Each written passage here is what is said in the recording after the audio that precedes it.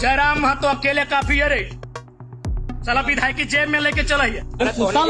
दिन बोलियो कि अब हम तो हमारे तो ना 3 गो 4 गो पैदा कर, बदला डीसी से ले, एसपी से ले, जीएम से ले, पीडीओ से ले, या दरोगा से ले। एगो बेटा के पढ़वे है तो क्या बात कर रहे हो यार?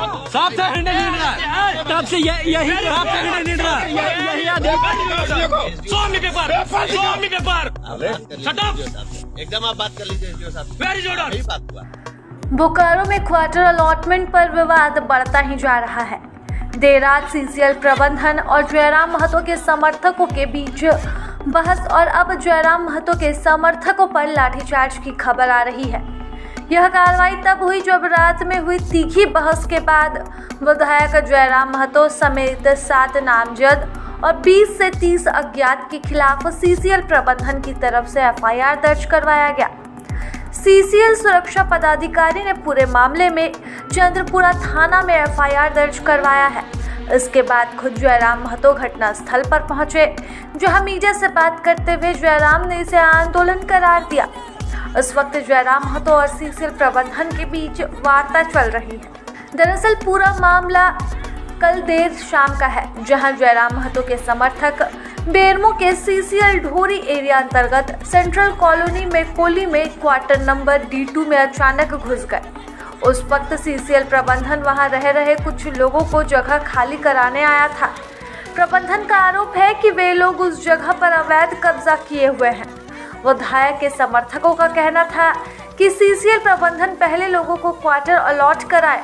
जब बात नहीं बनी तो इसकी सूचना चंद्रपुरा थाना को दी गई।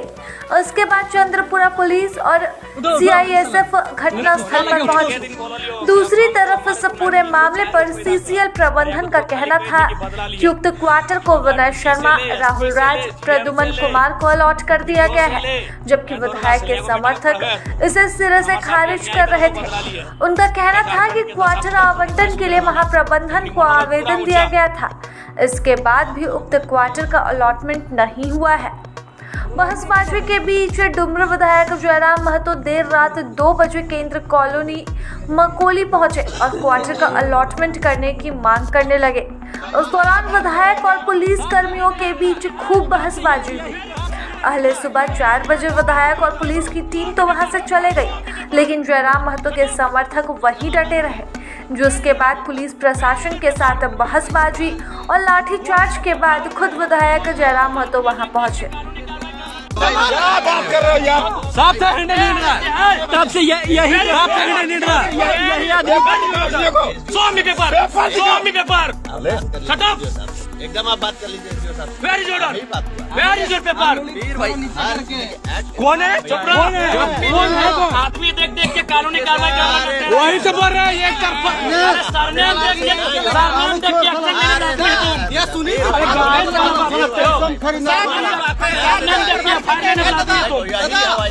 सरनेम देख के सुनील सिंह 5 को खड़ा रख लो, अनुचित के आदमी लगता है ना, हाथ रखो। कौन है सुनील सिंह? कौन सुनील सिंह?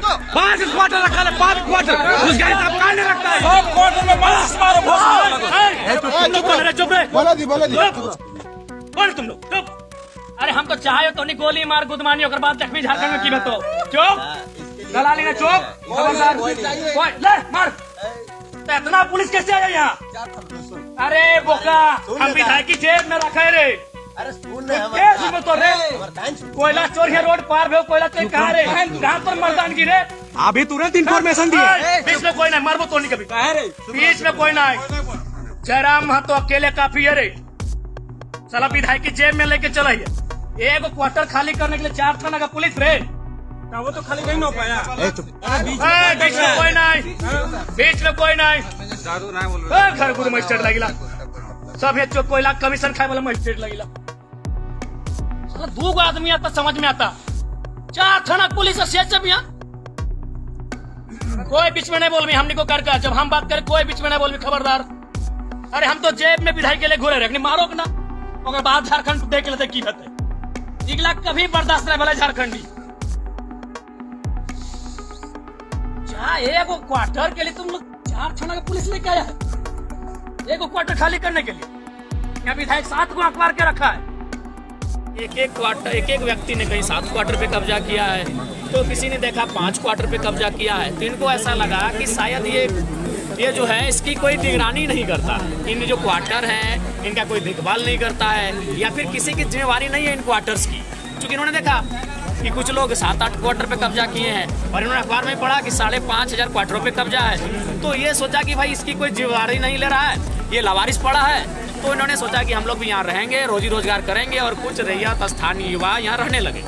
उसी क्रम में सूचना हुई, पुलिस की टीम आई, इनको धमकाया गया, चमकाया गया कि नहीं क्वार्टर को खाली कीजिए। तो इन्होंने भी कहा कि सर हम लोग 7 क्वार्टर को खाली कर देंगे, लेकिन सबसे पहले 5,500 क्वार्टर यहाँ अवैध रूप से हैं उन सबको खाली कीजिए।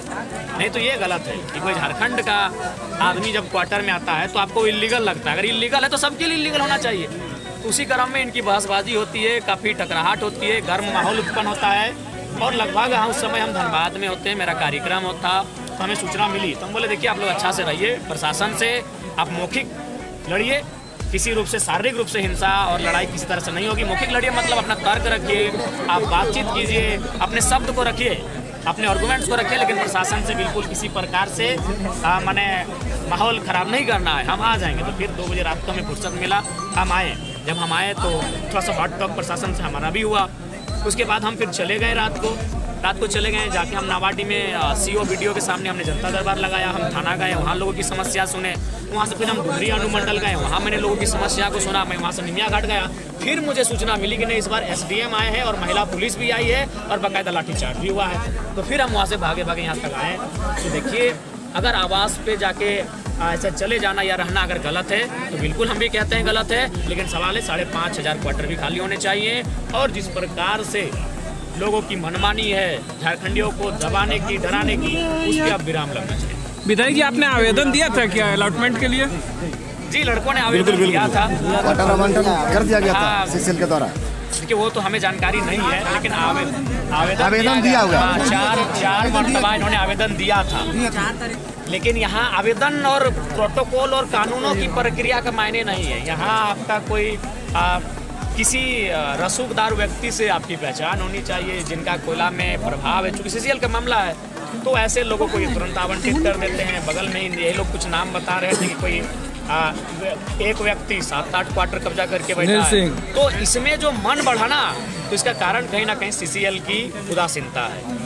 इसीलिए CCL को अपनी उदासीनता को त्याग करते हुए और बिल्कुल जो लोग CCL के कर्मी हैं उनके अलावा जो भी अवैध क्वार्टर कब्जे में है उसकी जांच हो और उन्हें कहीं ना कहीं कब्जा मुक्त करना चाहिए। CCL के उच्च अधिकारियों से बात हुई क्या? जी जनरल मैनेजर से हमारी बात हुई है और बिल्कुल हम लोग एक तरह से ये बहाना था इस आंदोलन को चर्चा में लाने का, इस विषय को चर्चा में लाने का। और हमें लगता है कि हम लोग अपने उस मकसद में कामयाब रहे हैं और आंदोलन के माध्यम से, चर्चाओं के माध्यम से भी इस माहौल को गर्म रखना है। सदन जब आएगा तो सदन में भी सवाल उठेगा और साथ ही साथ हम लोग कागजी प्रक्रियाओं के माध्यम से भी इस विषय पे लगेंगे कि अवैध जो कब्जा है, चाहे वह धनबाद के 58,000 क्वार्टर रहें या CCL के 5,500 रहें या BTPS के रहें या चंद्रपुरा के रहें, अवैध होता है वो खाली।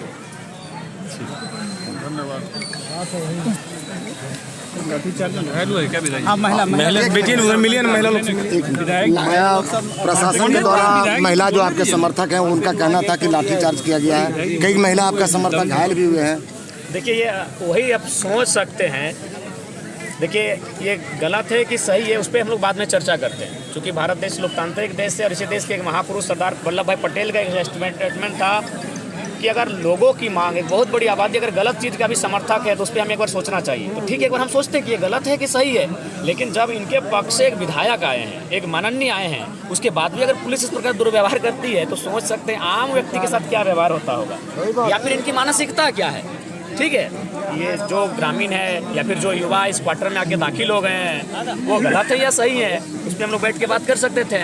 उसमें जनरल मैनेजर होते हैं, SDM होते हैं, स्थानीय थाना प्रभारी होते हैं, जरूरत पड़ती CO होते हैं, जो भी सामर्थ्य के पदाधिकारी हैं उनसे बैठ के बात होती। लेकिन जब हम विधायक इनके पक्ष से आने के बाद भी अगर ये लाठियाँ बरसा रहे हैं और ये गालियाँ दे रहे हैं महिलाओं को, तो ये तो एक बहुत बड़ा सवाल है कि आम जनता के साथ किस प्रकार का व्यवहार होता होगा। ये सोचने वाली बात है।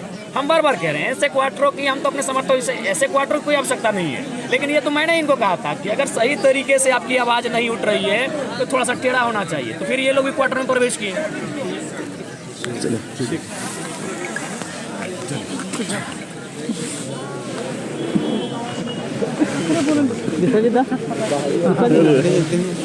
विश्वजीत दस